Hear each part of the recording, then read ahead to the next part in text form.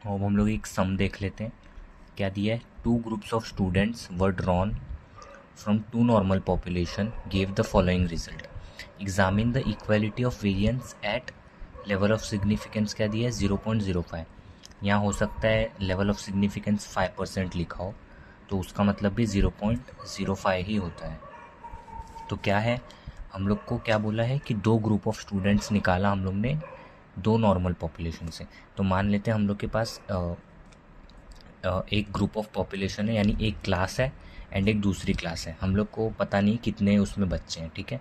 एक क्लास में कुछ बच्चे हैं, एक क्लास में कुछ बच्चे हैं, एंड दोनों में से मैंने थोड़े थोड़े स्टूडेंट्स को पिक किया।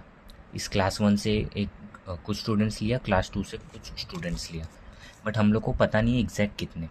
तो ये हम लोग को डेटा दिया है कि ग्रुप 1 में से हम लोग ने कुछ पॉपुलेशन ऑफ स्टूडेंट्स उठाए, तो वो ये हैं, एंड ग्रुप 2 से कुछ उठाए तो वो ये हैं। क्या बोला है, हम लोग को इक्वालिटी ऑफ वेरिएंस पता करना है। कि अब इक्वालिटी ऑफ वेरिएंस क्या पता करना है कि या तो दोनों ग्रुप ऑफ स्टूडेंट्स इक्वल हो सकते हैं, पहला कंडीशन, ठीक है, ये हम लोग का नल हाइपोथेसिस बनेगा। या तो दोनों ग्रुप ऑफ स्टूडेंट्स इक्वल आएंगे, या तो दोनों ग्रुप ऑफ स्टूडेंट्स इक्वल नहीं आएंगे, ठीक है। तो ये 2 कंडीशन बन रहा है।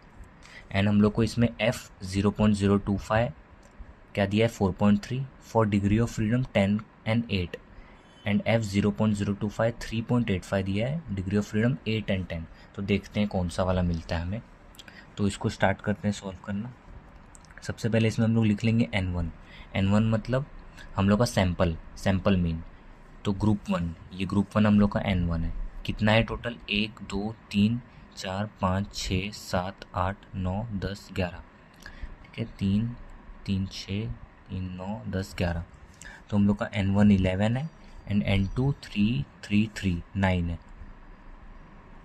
ठीक है। तो हम लोग का सैंपल यहाँ पे ये, इससे हम लोग को पता चलेगा। मैंने बोला था ना डायरेक्ट या तो क्वेश्चन में दिया होगा या तो हम लोग को वो टेबल फॉर्म में दिया होगा, ये उससे हम लोग को पता करना होगा। तो हम लोग का सैंपल मीन n1 11 है, n2 9 है। अब हम लोग निकाल लेंगे x1 बार। x1 बार मतलब summation of x1 upon n1। Summation of x1 का मतलब क्या होता है, समीशन x1 मतलब ये सारे का एडिशन, 40 + 42 38 39 सब ऐड करना है हम लोग को। तो मैं यहाँ डायरेक्ट वैल्यू लिख देता हूँ, मुझे पता है कितना मिलने वाला है, 495। एंड n1 हम लोग का कितना है, 11, ठीक है। ये ऐड करके देख लेना, 495 आएगा, एंड n1 हम लोग का है 11। 495 डिवाइड बाई 11 हम लोग को मिलेगा x1 बार। तो कितना होता है, 495 डिवाइड बाई 11, ये होता है 45, ठीक है। हम लोग को मिल गया x1 बार। अब सेम ऐसे x2 बार निकाल लेंगे, summation of x2 upon n2। तो ये मैं लिख लेता हूँ 450 अपॉन 9। ये मुझे आंसर पता है, बट फिर भी ऐड करके एक बार चेक ज़रूर करना कि 450 अपॉन 9 कितना होता है, 50। तो इसका हम लोग को मिल गया 50। x1 बार मिला 45, x2 बार मिला 50। 2 चीज़ आ गई।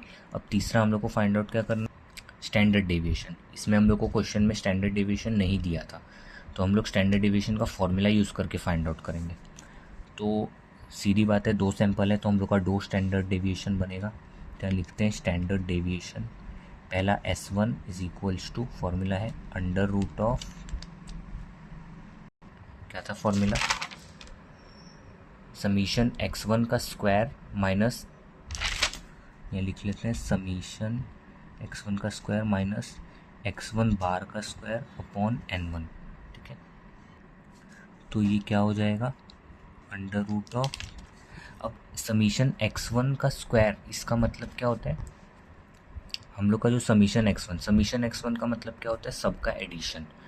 तो हम लोग को सबका एडिशन करने के बाद स्क्वायर करना है, ठीक है। समीशन x1 का स्क्वायर मतलब होता है सबका एडिशन करने के बाद पूरे का स्क्वायर लेना है। एंड x1 बार का स्क्वायर मतलब क्या होता है कि हर एक का स्क्वायर करने के बाद ऐड करना है। अब हम लोग ने x1 बार तो निकाल लिया है, हम लोग इसका डायरेक्ट स्क्वायर करके भी यहाँ लिख सकते हैं, बट ये पता होना चाहिए हम लोग को कि x1 बार का स्क्वायर मतलब होता है हर एक का स्क्वायर, मतलब 40 का स्क्वायर, फिर 42 का स्क्वायर, 38 का स्क्वायर, 39 का, हर एक का स्क्वायर करने के बाद ऐड करना है। एंड इसका मतलब होता है सबका एडिशन करने के बाद पूरे का स्क्वायर करना है, ठीक है, एक ही बार। तो ये करके देख लेते हैं। समीशन x1 का स्क्वायर मतलब, अच्छा मैंने यहाँ पे उल्टा बोल दिया। समीशन x1 का स्क्वायर मतलब हम लोग को हर एक का स्क्वायर करने के बाद ऐड करना है, ठीक है। ये हम लोग करके देख लेते हैं। तो कैसे होगा, 40 का स्क्वायर, सबसे पहले 40 का स्क्वायर प्लस 42 का स्क्वायर, हर एक का स्क्वायर करते हुए ऐड करते जाना है। फिर 38 का स्क्वायर, ऐसे ही सबका करना है। देन 39 का प्लस 44 का स्क्वायर। तो ये मैंने सब लिख लिया वैल्यूज़, हर एक का स्क्वायर करते हुए ऐड करते जाना है। तो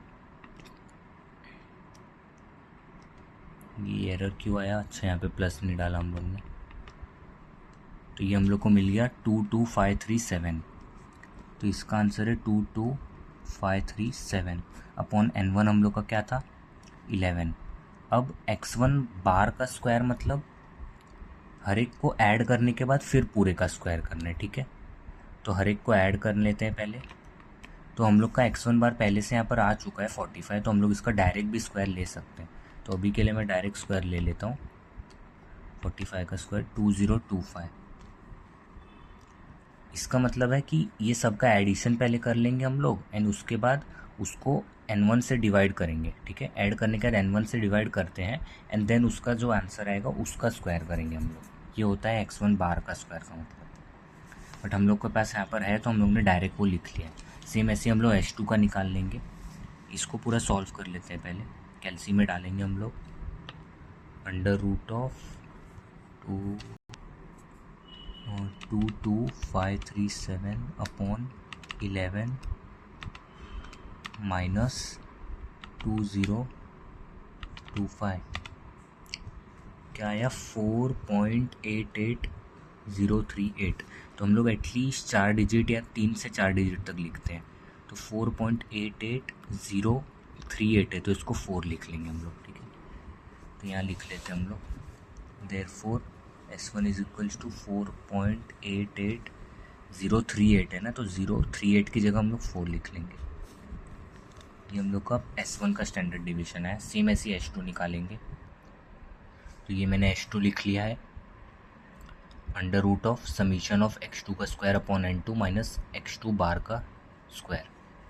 सेम x2 का स्क्वायर मतलब हर एक का स्क्वायर करते हुए ऐड करना। एंड ये हम लोग के पास वैल्यू पहले से था 50, तो हम लोग ने 50 का डायरेक्ट स्क्वायर कर लिया। इसको भी हम लोग कैल्सी में पुट करके चेक कर लेते हैं क्या है। √22598 अपॉन 9 देन माइनस 2500 3.29983। तो हम लोग क्या लेंगे 3.29983 है तो हम लोग 80 लेंगे इसको, ठीक है। 8 अगर 5 आ जाता तो हम लोग 9 ले लेते। 83 है ना, 5 से कम है यहाँ, तो हम लोग इसको 8 ही रखेंगे, ठीक है। Maximum 4 digit. तो हम लोग का H2 आ जाएगा therefore H2 इक्वल्स टू 3.2998। हम लोग को S1 H2 दोनों मिल गया। हम लोग का स्टैंडर्ड डेविएशन भी मिल गया। अब हम लोग फाइंड आउट करेंगे null hypothesis and alternate hypothesis. यहाँ पे लिखते हैं सबसे पहला नल हाइपोथेसिस। नल हाइपोथेसिस मतलब H0। अब क्वेश्चन क्या कह रहा था कि या तो हम लोग ने जो दोनों ग्रुप ऑफ स्टूडेंट्स पिक किया वो या तो इक्वल होगा या तो इक्वल नहीं होगा। तो ये हम लोग का टू टेल्ड का सम है। कैसे, क्योंकि यहाँ पे हम लोग को दो कंडीशन दिख रही है ना। यहाँ लिख लेते हैं पहले अल्फ़ा 1 का स्क्वायर, सॉरी सिग्मा 1 का square is equal to sigma 2 का स्क्वायर।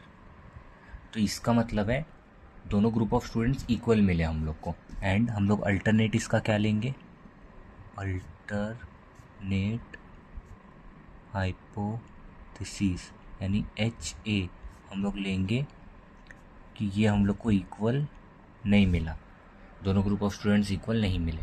तो ये आ गया ना, ये इक्वल नहीं मिला ऐसा वाला, तो इसको हम लोग बोलते हैं टू टेल्ड यानी दो साइडेड सम है। हम लोग इसमें प्रेडिक्ट नहीं कर सकते। क्या प्रेडिक्ट नहीं कर सकते कि या तो ये भी हो सकता है या तो ये भी हो सकता है। हम लोग के पास कोई वैल्यूज़ भी नहीं है, ना हम लोग कंसिडर कर सकते हैं कि क्या सही है क्या गलत है। तो ये दोनों तरफ का सम है, या तो यहाँ का हो सकता है या तो यहाँ का भी हो सकता है। तो इसको हम लोग टू टेल्ड सम बोलते हैं। इसमें हम लोग जो हम लोग का लेवल ऑफ सिग्निफिकेंस है वो हम लोग 0.025 कंसिडर करते हैं, ठीक है। क्वेश्चन में हम लोग को यहाँ ऐसे अल्फ़ा 0.05 दिया है, बट हम लोग को 0.025 की वैल्यू दी है पहले से। ये हम लोग की ना टेबुलर वैल्यू है, जो हम लोग को पहले से मैम दे के रखे कि हम लोग को मैम ने ये सम ही ऐसा करवाया है कि 0.025 की वैल्यू पहले से दी है। जो एक्चुअल सॉल्विंग होता है उसमें हम लोग को टेबल, एक पेपर शीट दिया होता है, उसमें प्रॉपर टेबल होता है, उसमें से हम लोग को ये वैल्यू ना फाइंड करनी होती है। बट हम लोग को एक क्वेश्चन में दिया होगा, तो हम लोग का ये बेनिफिट है कि हम लोग को ये वैल्यू मिलेगी। इसके बाद हम लोग निकालेंगे टेस्ट स्टैटिस्टिक्स।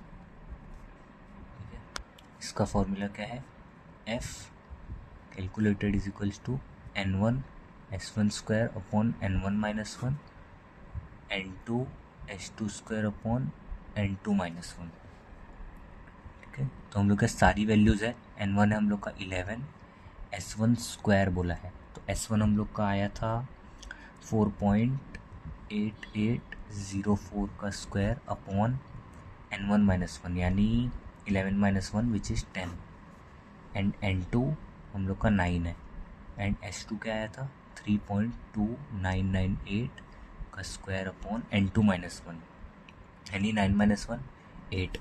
तो इसको भी हम लोग कैलसी में पुट करेंगे पूरा, ठीक है। यहाँ पे हम लोग पहले ये डिवीज़न ले लेंगे एंड एक और बार डिवीज़न लेंगे हम लोग 2 बार, ठीक है, क्योंकि ये भी है ना।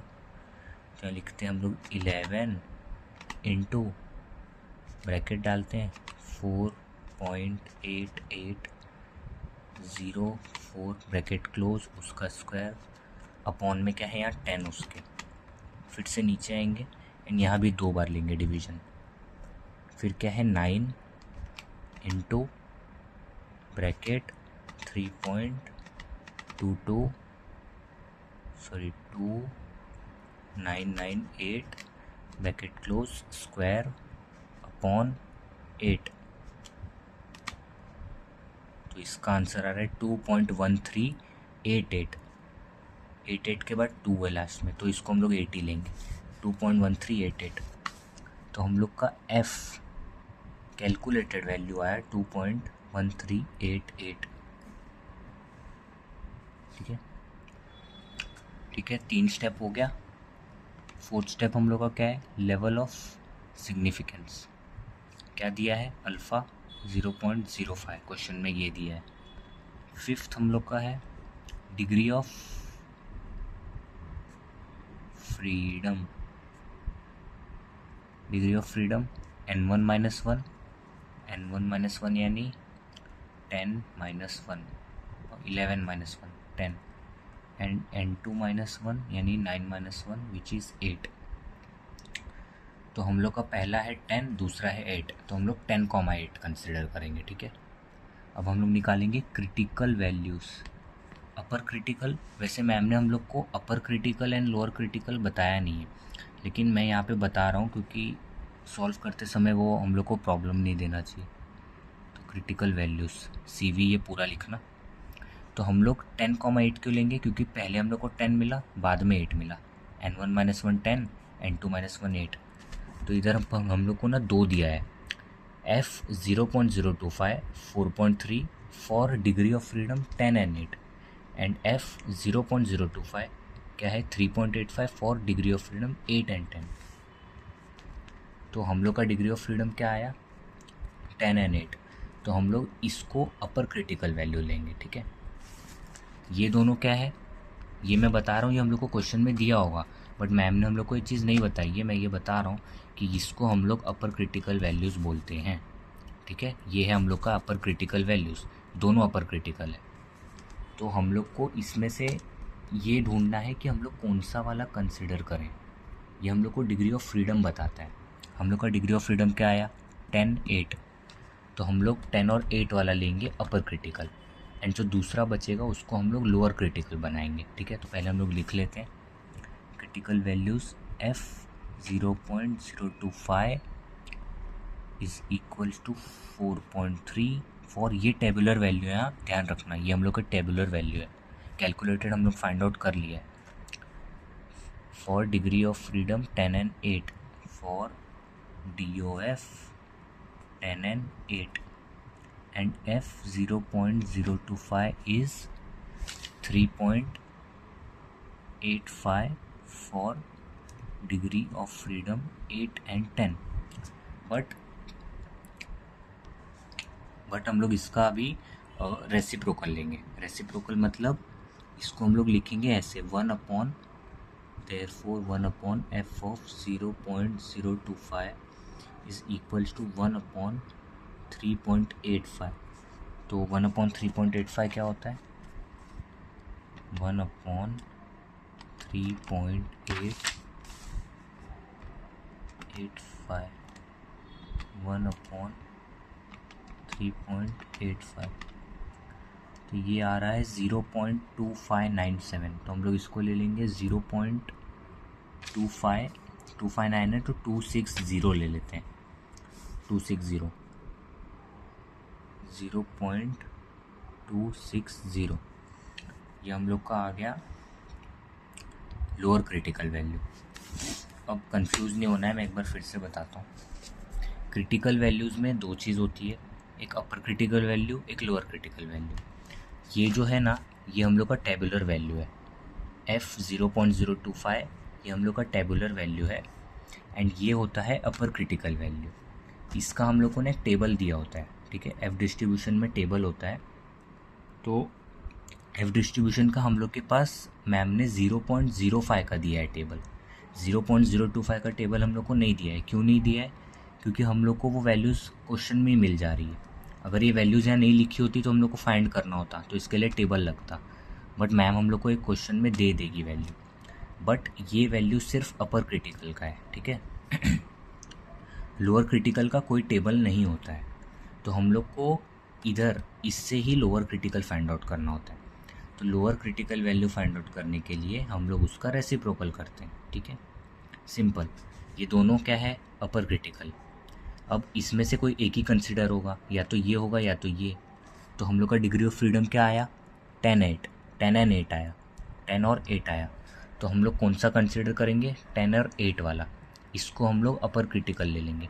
अब जो दूसरा अपर क्रिटिकल बचा, इसका हम लोग रेसिप्रोकल करेंगे। रेसिप्रोकल मतलब 1/1 में लिखेंगे, ठीक है।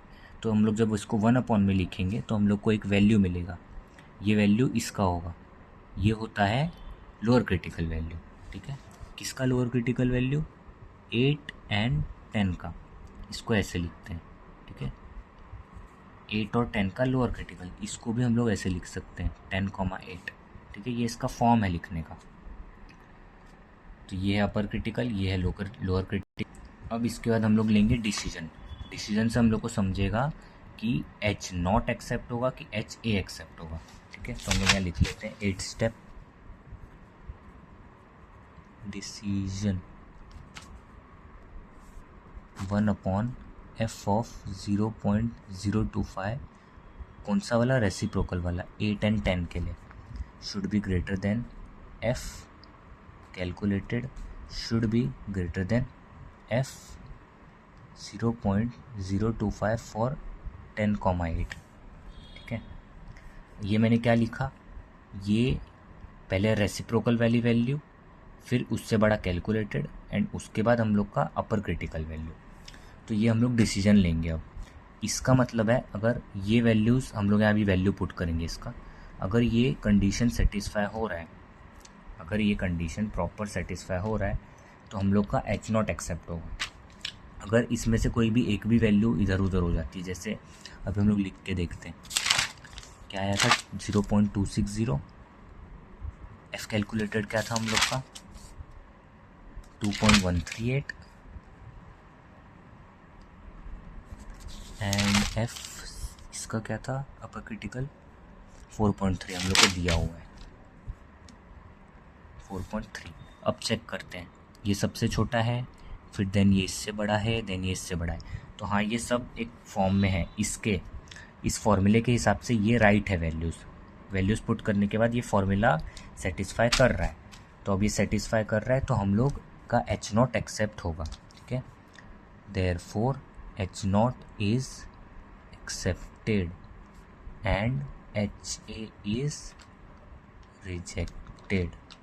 अगर मान लेते हैं कि एफ़ कैलकुलेटेड आता 5 पॉइंट समथिंग, तो इसको भी हम लोग ऐसे ही फॉर्म में लिखते, बट यहाँ पे हम लोग बताते, शो करते कि नहीं, एफ़ कैलकुलेटेड बड़ा है एफ़ टेबुलर से, एफ़ कैलकुलेटेड बड़ा है एफ़ टेबुलर से, ठीक है। तो ये हम लोग बताते हैं यहाँ पे, तब एच नॉट रिजेक्ट होता एंड एच ए एक्सेप्ट होता। बट अभी के लिए ये हम लोग ने जो डिसीजन लिया इस हिसाब से कंडीशन सेटिस्फाई कर रहा है, तो इसके लिए हम लोग का एच नॉट एक्सेप्ट होगा एंड एच ए रिजेक्ट होगा, ठीक है। तो हम लोग फाइनल कंक्लूजन क्या लिखेंगे, अब एच नॉट एक्सेप्ट हुआ, एच नॉट एक्सेप्ट हुआ मतलब एक्सेप्ट होगा, इसका मतलब है कि इक्वालिटी ऑफ वेरिएंस है, ठीक है। अब हम लोग अगर यहाँ देखें तो ग्रुप 1 की वैल्यू तो ज़्यादा दिख रही है एंड ग्रुप 2 की वैल्यू कम, बट हम लोग को क्वेश्चन में क्या दिया था, examine the equality of variance.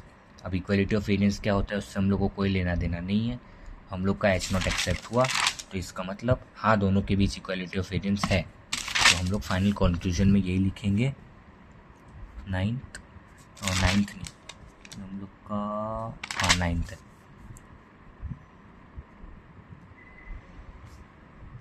There is equality of variance, ठीक है। बस इतना ही लिखना है।